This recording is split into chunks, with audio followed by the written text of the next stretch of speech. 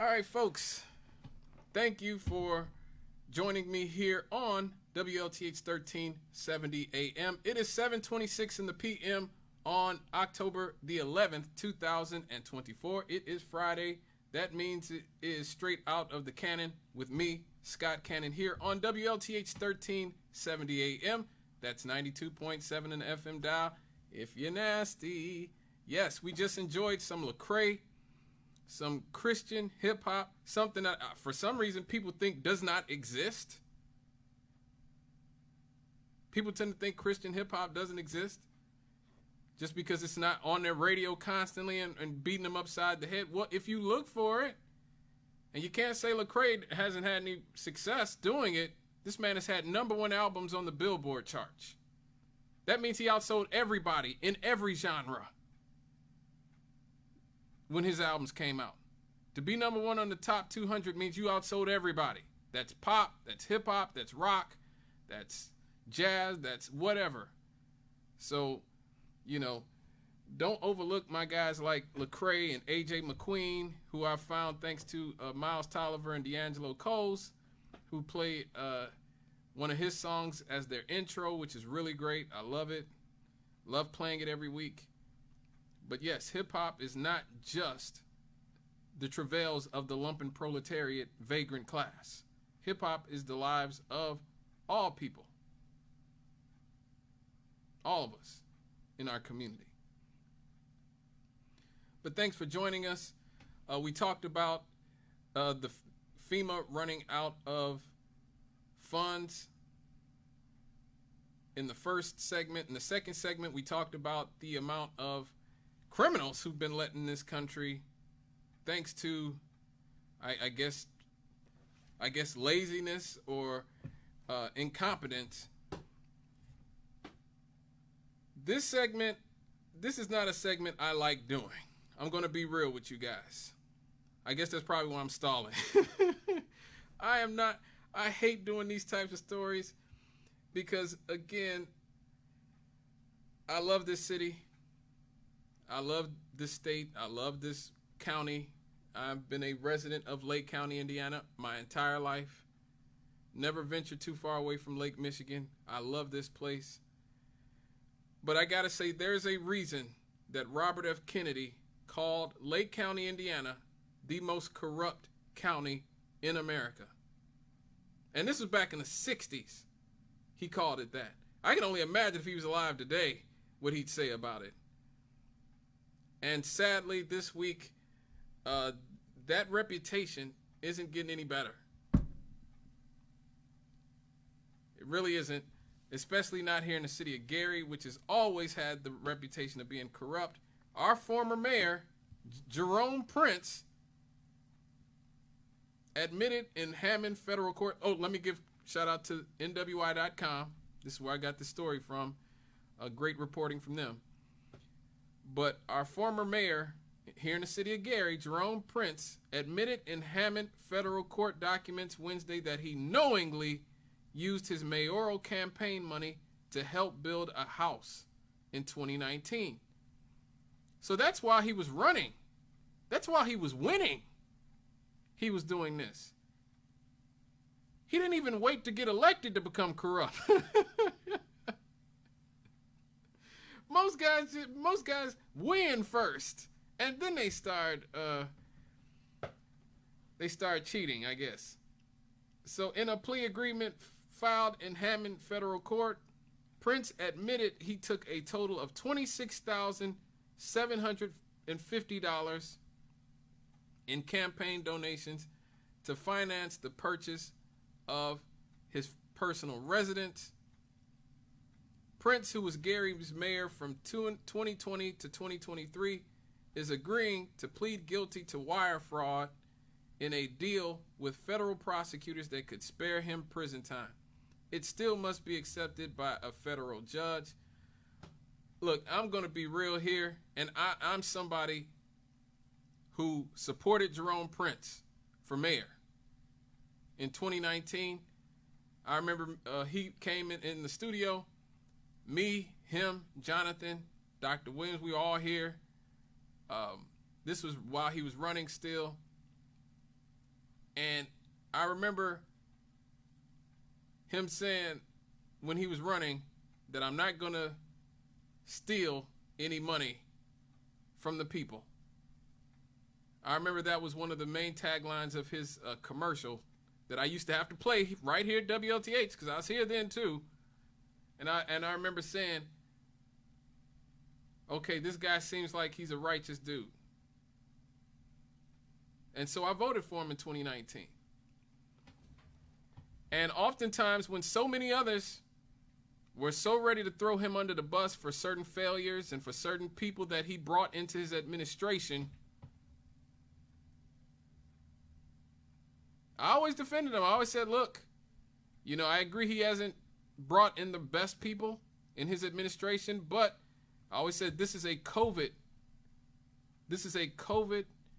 influence term. Let's just give the man one COVID-free term to see what the real deal is. And so, I was never a Jerome Prince hater. He's always been nice to me. He's always seemed like a straight up guy with me, with our organization. Everybody, whenever we've had to deal with Jerome Prince, he's always straight up with us. So I would say I'm extremely disappointed right now. But I hate to say this, but I don't know if he should be spared prison time. And that's not just for him, but for all these politicians who indulge in malfeasance. They have an obligation. They are literally running cities.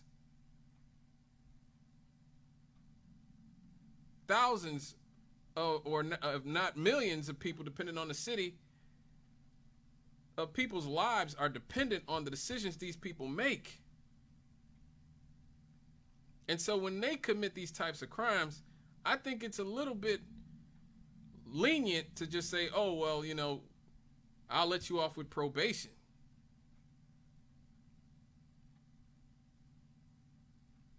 So I have to admit that I kind of think that he should see a little bit of prison time as a deterrent for people currently in office or people who are currently running for office.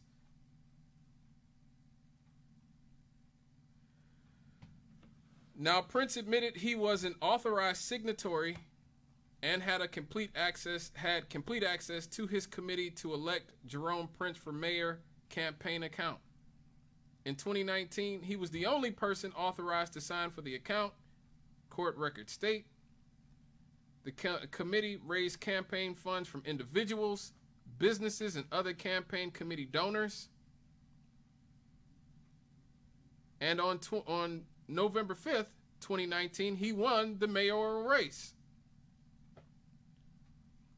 But about a month before that victory, he deceived his donors by telling them that their money would go towards his campaign. He admitted as part of the plea agreement. That is just out. I'm sorry, that's disgusting. That is disgusting. That has to be punished. I'm sorry, it does. And it hurts me to say that. Like I said, I supported Jerome Prince. I've met him many times. He's always been good to me, always been good to my mother, always been good to our organization, always so nice. I've always trusted his judgment. But this is disappointing. It really is. But he used a portion of those donations to help fund the purchase of a house, he admitted in court documents. For his part, he said, beginning in or around October 2019 and continuing through in or about January 2020 in the Northern District of Indiana, I knowingly and with intent to defraud, intended to devise, and participated in a scheme to defraud and to obtain money collected from donors who contributed to the committee to elect Jerome Prince for mayor by means of materially false and fraudulent pretenses. representations, promises, and concealments. Wow. His plea agreement states, in October 2019, he admits he wrote a $7,000 check to cash from the committee to elect Jerome Prince for mayor. The very next day, he estimates he used $5,000 of the cash check to make the initial payment for his personal residence. He never reported the $7,000 withdrawal from the committee funds in the required report of campaign committee expenditures, the agreement states. A few days later, he wrote a $19,750 check from the committee bank account to go towards financing the purchase of his house. At the time, he failed to accurately document that purpose according to the agreement. He was actually finishing his term as the Lake County assessor when the fraud took place. In the agreement, he said he was very familiar with campaign spending rules. In particular, he stated that he knew Indiana campaign finance law prohibits the use of committee money for a primarily personal purpose.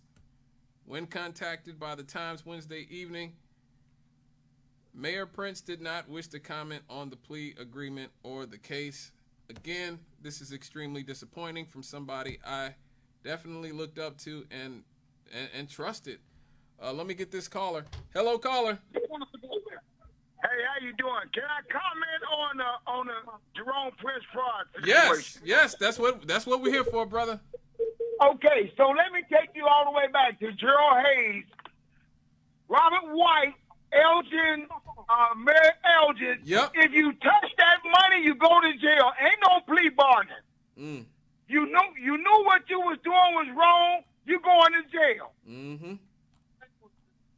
Bottom line, I'm sitting and listening to the radio. We ain't cutting you no slack to the next person come in office and think they can do the same thing. Right. Get him. Yeah, I agree. I agree. Sadly, I have to agree. Anybody else want to call in? 219-885-1371. That number again, 219-885-1371. I generally am a lenient person when it comes to issues of crime and punishment. I am no fan of the prison industrial complex, especially seeing black men that this entire complex has been built for. I hate seeing that. I really do. I really hate seeing that because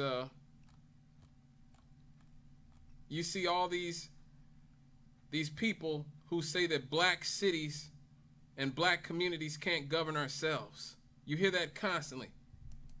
Black cities, black communities can't govern themselves. That, black people are inherently corrupt.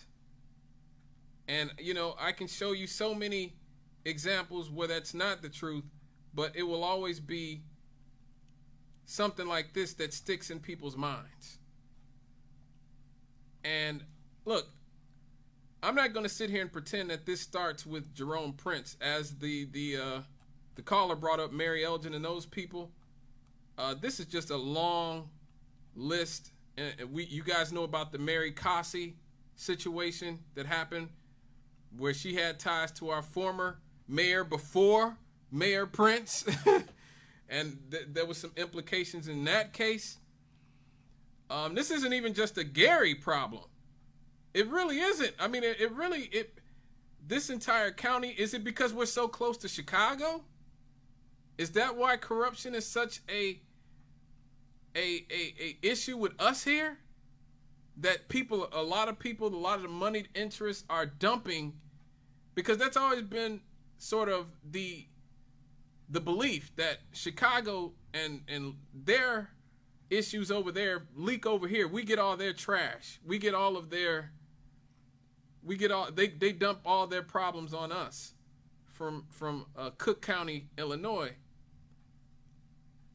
East Chicago has a history of corruption. It's not just Gary. From Walter Joyce, that the beach over there is named after. He had his young men his cronies that he brought in. Nicosia is the one who built those West Calumet housing projects over there that ended up being so contaminated. Obviously, Robert Pastrick, he was the mayor the whole time I was growing up in East Chicago before I moved here to Gary in the early 90s. But, I mean, he was synonymous with corruption. Like, everybody knew about the Robert Pastrick machine. And then they got rid of him. They got rid of him over there and put Pabay in charge, and he ended up going to prison.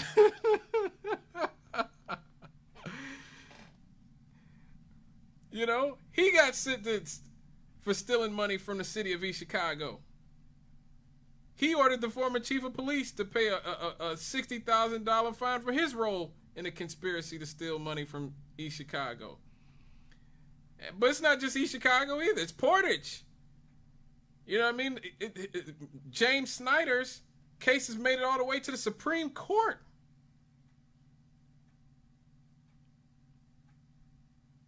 Over his bribery charges. You know, don't forget about Frankie Colentis, who just fled the country. He's like, look, I can't take going to jail, okay? I can't take this, so I'm getting the hell out of here.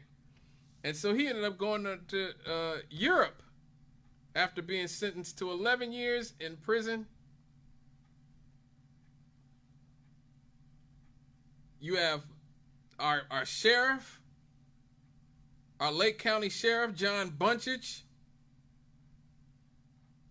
convicted of bribery and honest services wire fraud, accepted thousands of dollars in bribes from towing companies in exchange for towing contracts with the Lake County Sheriff's Department.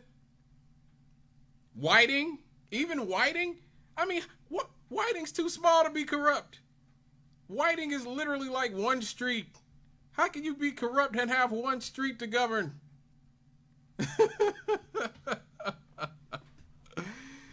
Their mayor, Joseph Strahura, ripped off the taxpayers of Whiting as well, but he only got probation and home detention. I guess having to stay in Whiting the whole time is punishment enough.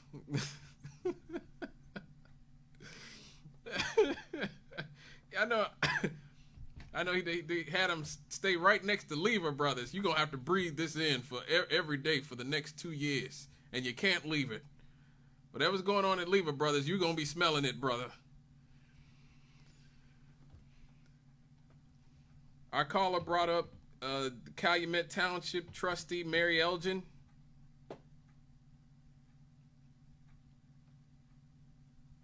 You know, who did what she did. She got that 12-month, one-day prison sentence. Maryville, Tommy Goralczyk, the former town councilman, pleaded guilty to felony bribery. Lake Station's mayor was sentenced to 4 years in prison. Some years ago, Keith Soderquist, good God, you know, him and his wife was sentenced to prison too, to 2 years. She actually ran Lake Station's food pantry and was treasury of her husband's election campaign. They misused tens of thousands of dollars from the mayor's re-election campaign fund and the city's food pantry account to gamble at nearby casinos. So again, this is just sort of par for the course in this region, in this part of the country for some reason. Can anybody tell me why that is? 219-885-1371. 219-885-1371. Can anybody tell me why all the politicians in this region seem to be so corrupt? Doesn't seem to matter the city, doesn't seem to matter the town, the race, You got black people, white people, Hispanics, all in it together. What is it about this part of the country that just leads to so much corruption? I just don't get it.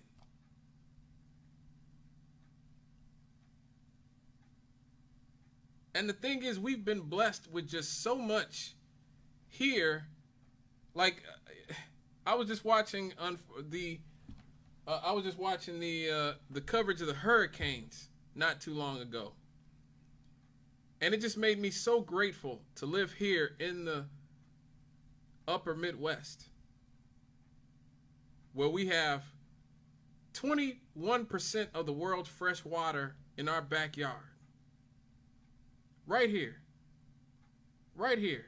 City of Gary, East Chicago. You know, Hammond. We all have so much to be grateful for to live in this part of the world. We don't have earthquakes, major ones at least. We don't have hurricanes. I've been living in this region my entire life, in the Tri-City area my entire life. Never experienced a really bad tornado.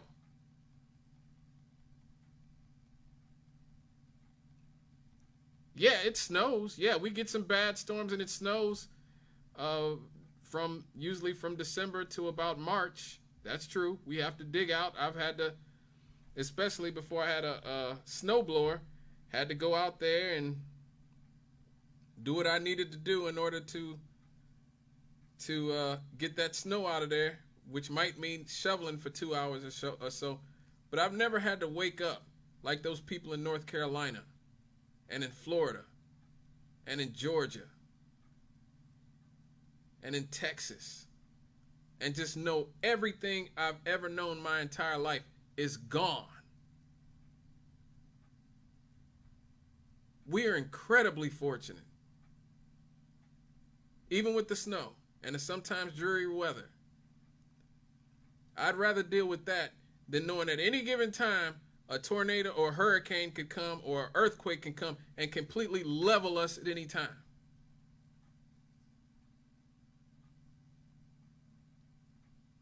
And yet, in spite of all that we've been blessed with, we seem to not be able to put it together and put it to good use.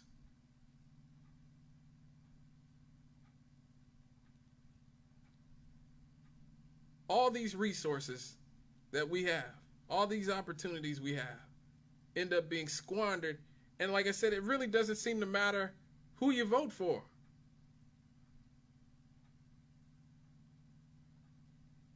Republicans, Democrats, black people, white people, Hispanic people.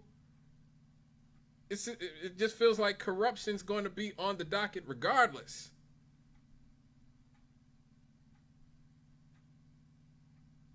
And so I want to know. Give me a call, 219-885-1371. Why do you think this happens to us? What can we do about it? Who do we vote for to be done with this? You know, I only got a few minutes left here before I got to get out of here. About 5 minutes. But you guys be thinking about that. I got to go to my last break. I'll be right back after these here on WLTH 1370 AM.